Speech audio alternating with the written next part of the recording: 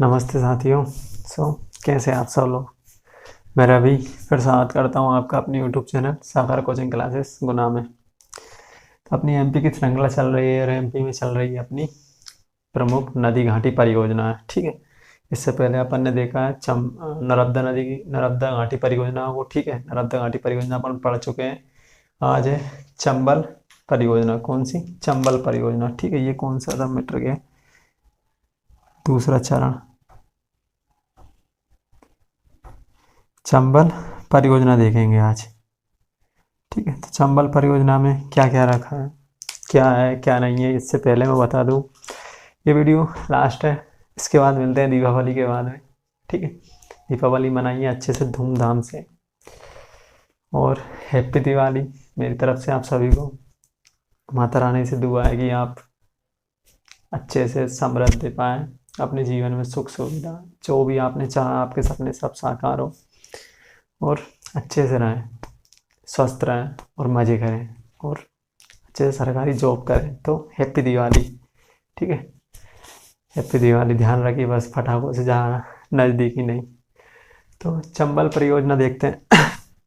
चंबल परियोजना की शुरुआत 1953-54 में हुई थी। चंबल परियोजना की शुरुआत जो हुई थी वो कब हुई थी? 1953-54 में की गई थी। ठीक है, चंबल परियोजना के अंतर्गत मुख्य रूप से तीन बांध बनाए जाने थे। ठीक है ना, चंबल परियोजना के अंतर्गत मुख्य रूप से 3 बांध बनाए जाने थे। कौन कौन से? एक हैगा गांधी सागर, दूसरा राणा प्रताप सागर और तीसरा था जवाहर सागर। ठीक है, 3 बांध बनाए जाने थे और इन तीनों बांधों को तीन चरणों में बांट लिया गया। ठीक है ना, 1953 में क्या हुई? इसकी शुरुआत हुई और 1953 में जब इसकी शुरुआत हुई तो इसको 3 अलग अलग चरणों में बांट लिया गया। प्रथम चरण, द्वितीय चरण और तृतीय चरण। कितने चरणों में बांट लिया गया? 3 चरणों में, प्रथम द्वितीय और तृतीय चरणों में। ठीक है, यानी कि 3 स्टेज में इनके तीनों बांधों का निर्माण करना था। यानी कि पहले स्टेज में एक का कर दिया, दूसरे कर दिया, तीसरे में तीसरे कर दिया। ठीक है, एक एक करके किया गया, एक साथ नहीं किया गया। ठीक है ना, एक साथ नहीं किया गया, एक एक करके इनका निर्माण किया गया था। ठीक है, तो 1953 में इसकी शुरुआत हुई। तो सबसे पहले जो बांध बना था वो बना था गांधी सागर बांध। कहाँ बना था? गांधी सागर बांध, चंबल नदी पे। तो गांधी सागर जब बांध बना था वो कहाँ बना है, कहाँ पे स्थित है? तो मध्य प्रदेश के मंदसौर और नीमच जिले में स्थित है। कहाँ पे है? मध्य प्रदेश के मंदसौर एवं नीमच जिले में गांधी सागर बांध स्थित है। ठीक, गांधी सागर बांध स्थित है। इसकी जो ऊंचाई है वो कितनी है? 64 मीटर है और इसकी जो विद्युत क्षमता है वो कितनी है? 115 मेगावाट है। कितनी है? 115 मेगावाट है। गांधी सागर परियोजना कहाँ पे स्थित है? तो मंदसौर प्लस नीमच में स्थित है।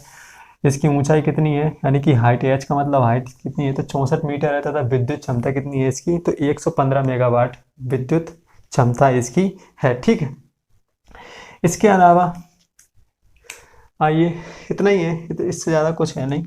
इसके अलावा अब नेक्स्ट देखते हैं अपन इसका जो यानी कि इसका जो काम किया गया था वो कौन से चरण में किया गया था? तो इसका जो काम चालू हुआ था वो हुआ था प्रथम चरण में। यानी कि इसकी शुरुआत कब से हुई थी?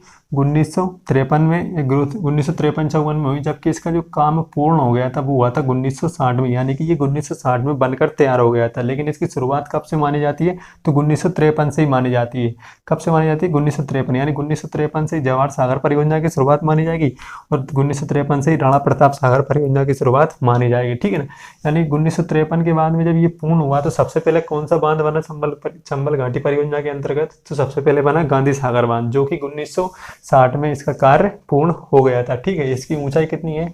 तो 64 मीटर है तथा ये यहाँ से बिजली का उत्पादन कितना होता है? तो 115 मेगावाट होता है। कौन से जिले में स्थित है? तो मंदसौर प्लस नीमच जिले में ये स्थित है। ठीक है, इसके बाद आते हैं राणा प्रताप सागर। कौन सा? राणा प्रताप सागर। राणा प्रताप सागर राजस्थान और मध्य प्रदेश की संयुक्त परियोजना है। ठीक है ना, ये तीनों की तीनों ये दोनों यानी कि राणा प्रताप सागर और जवाहर सागर मध्य प्रदेश और राजस्थान की संयुक्त परियोजना है। तीनों में क्या है? मध्य प्रदेश और राजस्थान का बराबर का हिस्सा है। तो राणा प्रताप सागर भी कहाँ स्थित है? चंबल नदी पर ही स्थित है। और कहाँ है? तो चित्तौड़गढ़ जिले में पड़ता है। कहाँ पड़ता है? राजस्थान के चित्तौड़गढ़ जिले में पड़ता है। ठीक है, चित्तौड़गढ़ जिले में पड़ता है। ठीक है, ये कौन से चरण में किया गया था? तो ये दूसरे चरण में बनाया गया था। ये कौन से चरण में बना था? तो दूसरे चरण में बना था। ठीक है, इसका जो कार्य पूर्ण हुआ था वो हुआ था 1970 में। कब हुआ था? 1970 में इसका कार्य पूर्ण हो गया था। ठीक है, स्टार्टिंग का हुआ तो वही 1953 में। तो ये कौन से चरण में बना था? तो दूसरे चरण में बना था। कौन सा? राणा प्रताप सागर। कहाँ स्थित है? चित्तौड़गढ़ राजस्थान में। कहाँ पे? चित्तौड़गढ़ राजस्थान में स्थित है। ठीक, इसके अलावा यहाँ से इसकी जो ऊंचाई है वो कितनी है? इसकी ऊंचाई है 154 मीटर। कितनी है? 54 मीटर इसकी ऊंचाई है। तथा यहाँ पर विद्युत क्षमता कितनी है? तो 172 मेगावाट बिजली का उत्पादन किया जाता है। यहाँ से कितने मेगावाट बिजली का उत्पादन किया जाता है? तो 172 मेगावाट बिजली का उत्पादन किया जाता है। हाइट कितनी है इसकी? 54 मीटर है। कहाँ पे? चित्तौड़गढ़ राजस्थान में।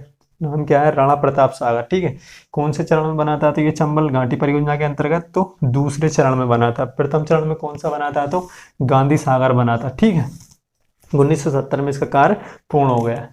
अब आइए आगे देखते हैं तीसरा चरण। तीसरे चरण में किसका निर्माण हुआ था? तो तीसरे चरण में हुआ था जवाहर सागर का। किसका निर्माण हुआ? जवाहर सागर। ठीक है, जवाहर सागर का जो निर्माण हुआ, जवाहर सागर का जो कार्य पूर्ण हुआ था वो कब हुआ था? तो 1972 में जवाहर सागर बांध बनकर तैयार हो गया था। 1972 में इसका कार्य पूर्ण हो गया था। ये कहाँ स्थित है? तो ये कोटा में स्थित है। कौन सी जगह स्थित है? तो कोटा जिले, कोटा राजस्थान में स्थित है। ठीक है, कोटा राजस्थान, कोटा राजस्थान। ठीक है, इसे अपन कोटा बैराज भी कहते हैं। क्या कहते हैं इसे अपन? कोटा बैराज भी कहते हैं। कोटा बैराज भी कहते हैं। ठीक है, कोटा बैराज। जवाहर सागर परियोजना तृतीय चरण में आती है। इसका पूर्ण एक कब बनकर तैयार हुआ था? तो 1972 में तैयार हुआ था। और ये कहाँ पड़ता है? तो कोटा राजस्थान जिले में पड़ता है। ठीक है, कौन से चरण में आता है? तृतीय चरण में।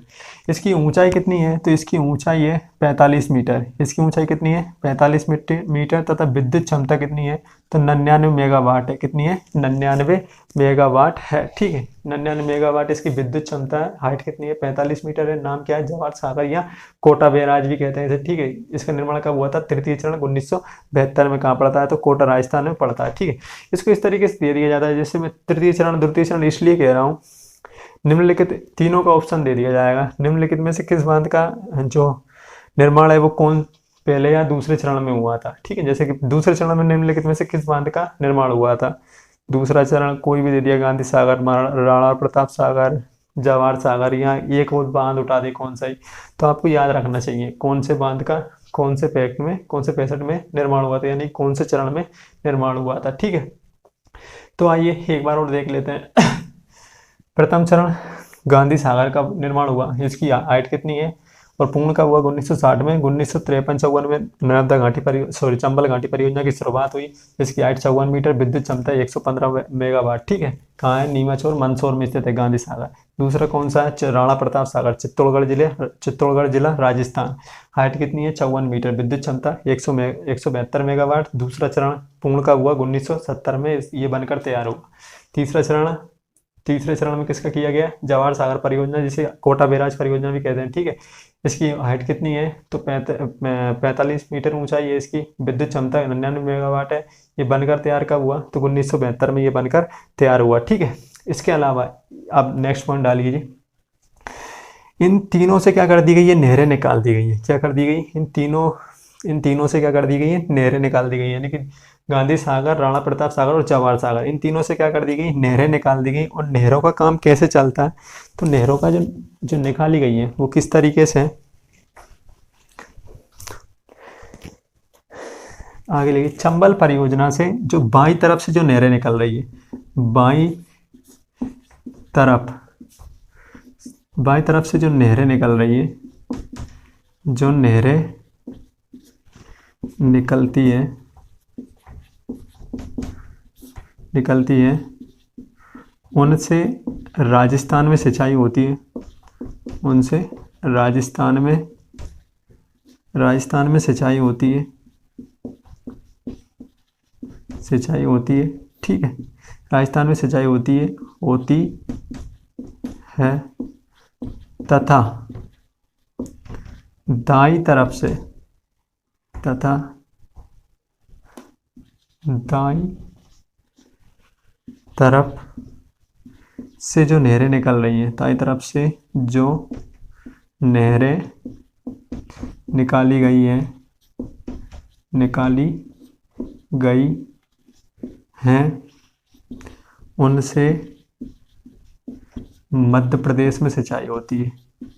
मध्य प्रदेश के जिलों में सिंचाई होती है, जिलों में सिंचाई होती है। ठीक है, ये क्या है, चंबल परियोजना से जो नहरें निकाली गई, यानी कि इस तरफ जो नहरें निकल रही है, यानी कि दाएं तट कौन सा हो गया, अगर मैं इस तरीके से खड़ा रहूं तो मेरा दाएं हाथ ये है ना, ठीक है ना, तो दाएं तरफ की नहरें यानी कि इस साइड की नहरें किस तरफ, कौन से किस में आ रही है, मध्य प्रदेश में, यानी कि यहाँ से निकल रही है तो मध्य प्रदेश में इसी साइड से आएगी ना, तो मध्य प्रदेश की नहरें ये साइड आएंगी और बाई नहरें बाई तरफ, यानी कि ये कौन सा तट है, ये हो गया बायां तट, बायां, ठीक है, और ये कौन सा हो गया, दायां तट, दायां तट। ठीक है, तो इस तरफ से जो नहरें निकल रही है वो कहाँ जा रही है, राजस्थान में, और इस तरफ से जो नहरें निकल रही है वो कहाँ आ रही है, मध्य प्रदेश राज्य में आ रही है। ठीक है, नहीं आने की इस साइड से जो नहरें निकल रही है वो राजस्थान के जिलों को सिंचित करती है, और दाएं तरफ से जो नहरें निकल रही है वो मध्य प्रदेश के जिलों को सिंचित करती हैं। ठीक है, इसके अलावा और एक दो पॉइंट और है। ठीक है, नेक्स्ट पॉइंट डालिए, चंबल घाटी परियोजना, चंबल घाटी परियोजना, चंबल घाटी परियोजना, चंबल घाटी परियोजना मध्य प्रदेश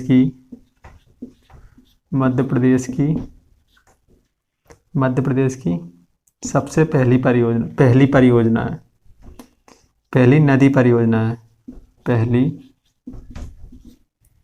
नदी परियोजना है। ठीक है, यानी कि पहली नदी घाटी परियोजना कौन सी है, तो चंबल नदी घाटी परियोजना मध्य प्रदेश की पहली नदी घाटी परियोजना है। ठीक है, यह मध्य प्रदेश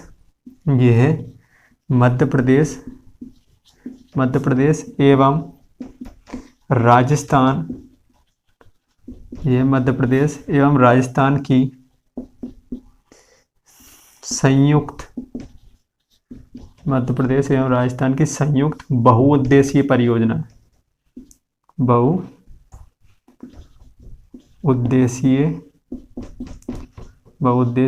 परियोजना है। ठीक है, यानी कि मध्य प्रदेश की तो पहली परियोजना है, साथ में ये क्या है, मध्य प्रदेश एवं राजस्थान की बहुउद्देशीय परियोजना है, क्योंकि इन क्षेत्रों में मैंने मध्य प्रदेश की जलवायु पढ़ाया था, मैंने बताया कि इन क्षेत्रों में यानी कि राजस्थान और मध्य प्रदेश, इन दोनों ही क्षेत्रों में यानी कि उत्तर भारत के मैदान में वर्षा की बहुत ज़्यादा कमी है। क्या है, यहाँ पर वर्षा बहुत कम होती है, इसीलिए यहाँ पर क्या होता है, इसीलिए ये नदी मेन हो जाती है, इसीलिए इस पानी का यहाँ पे मतलब सिंचाई के लिए भी काफ़ी ज़्यादा समस्या है, मतलब सिंचाई भी यहाँ पर नहीं हो पाती अच्छे से, क्योंकि बरसात बहुत ज़्यादा कम है, इसीलिए इन परियोजनाएं यहाँ के इन क्षेत्रों के लिए काफ़ी ज़्यादा बहुउद्देशीय है, और ये राजस्थान और मध्य प्रदेश के लिए दोनों के लिए काफ़ी ज़्यादा उपयोगी है, क्योंकि इन परियोजनाओं से इन क्षेत्रों को पेयजल एवं बिजली एवं सिंचाई व्यवस्था उपलब्ध कराई जा रही है राजस्थान एवं मध्य प्रदेश दोनों राज्यों को। ठीक है, तो ये एक बहुउद्देशीय परियोजना तथा चंबल घाटी परियोजना मध्य प्रदेश की पहली नदी घाटी परियोजना है। ठीक है, ये था इसका मेन पॉइंट, और ये थी चंबल घाटी परियोजना जो कि आपकी खत्म हुई आज। ठीक है, इसके बाद अपन अब मिलेंगे दिवाली के बाद। ठीक है, दिवाली के बाद मिलेंगे, यानी कि 20 तारीख के समथिंग, अब हम भी घर चले तो 20 तारीख के समथिंग मिलेंगे। इसके बाद में अपनी वापस वही से स्टार्ट करेंगे जहाँ से छोड़ा है। और एक बात हो रही है, यदि कोई हमारे ऑफलाइन बैच में जुड़ना चाहे, 20 तारीख से हमारा ऑफलाइन बैच भी चालू हो रहा है गुना में, तो गुना में जो ऑफलाइन बैच चालू हो रहा है, अगर यदि आप लोग उसमें जुड़ना चाहते हैं तो 20 तारीख से ही हो रहा है, तो मैं नंबर दे दूंगा, डिस्प्ले पे शो होता रहेगा, आप उस नंबर पे आके क्लिक करके नंबर डायल करके पूछ सकते हैं। जो बच्चे गुना में पढ़ते हैं वो आराम से पूछ सकते हैं। MP police, MP SI, MP पटवारी की जो बैचेस हैं, जो जैसे कि MP पुलिस की जो अभी वैकेंसी आई है 4000 वैकेंसी, तो यदि उसमें कोई जुड़ना चाहे, इतना दावा है कि यदि आप में वो पढ़ने की ललक है और यदि आप मेहनती हैं तो पक्का वादा है कि आप पेपर ज़रूर निकालोगे हमारे यहाँ से। ठीक है ना, पक्का निकालोगे, क्योंकि हमें भरोसा है हम पे। क्योंकि जब ये एसएससी जीडी के पेपर आए थे, इससे पहले एसएससी जीडी के ही हुए थे, उसमें तकरीबन हमारी कोचिंग पे थे तकरीबन 50 से कम ही बच्चे थे, 50 में से 26 का सिलेक्शन हुआ था एसएससी जीडी में। ठीक है ना, तो भरोसा है हमें अपने आप पे। तो यदि आप में मेहनत करने की हिम्मत हो तो ज़रूर आइए। ठीक है, नंबर बता दूंगा मैं कहाँ पे है। तो गौशाला ओवर ब्रिज के पास सरस्वती स्कूल, गोपीलाल जाटव जी के मकान में, जो कि गुना के विधायक हैं। ठीक है, तो वहाँ पे आकर आप नंबर पे कांटेक्ट कर सकते हैं। ठीक है, मैं इसमें नंबर दे दूंगा इस वीडियो में, और मैं एक अलग से वीडियो बना के डाल दूंगा जिसके बारे में आप लोगों को पूरी जानकारी उसके बारे में दे दूंगा। ठीक है, धन्यवाद। हैप्पी दिवाली।